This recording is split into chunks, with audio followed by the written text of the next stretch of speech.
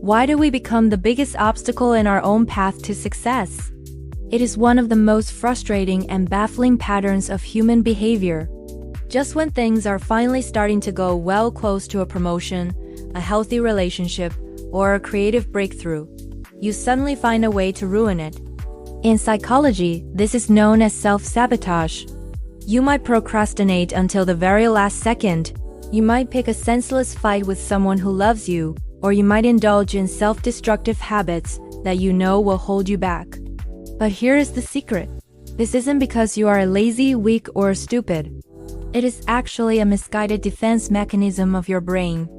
Your subconscious mind often fears the unknown more than it fears failure. To the primitive part of your brain, success brings change, and change represents a threat to the status quo. By sabotaging yourself, your mind is trying to pull you back to the safety of your current misery, because at least the misery is familiar. This phenomenon is deeply rooted in what psychologists call the upper limit problem. We all have an internal thermostat for how much success, love, and joy we believe we are allowed to experience. When we exceed that limit, we trigger an internal alarm system. We think, this is too good to be true, or something bad is bound to happen soon. To lower the resulting anxiety, we subconsciously create a problem to bring ourselves back down to our comfort zone, even if that zone is actually a place of suffering.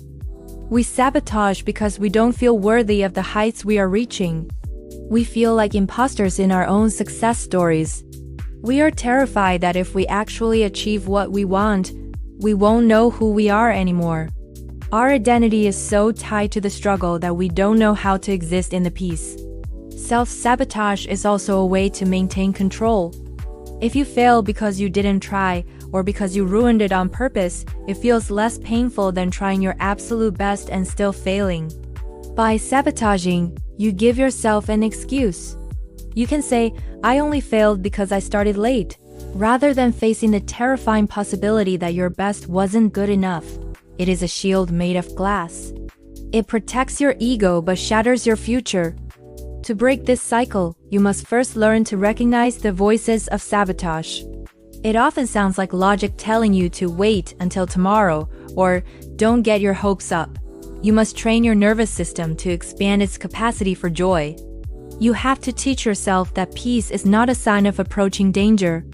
Wisdom is learning that you don't have to break your own heart just to feel safe. You have the right to succeed, and more importantly, you have the right to stay there. You are allowed to be happy without waiting for the other shoe to drop. Healing begins when you stop punishing yourself for your potential and start embracing the person you are becoming. It takes courage to be happy, and it takes even more courage to allow that happiness to last. You must dismantle the belief that struggle is the only thing that makes you worthy. You are allowed to walk through the door of success and leave the burden of your old self behind.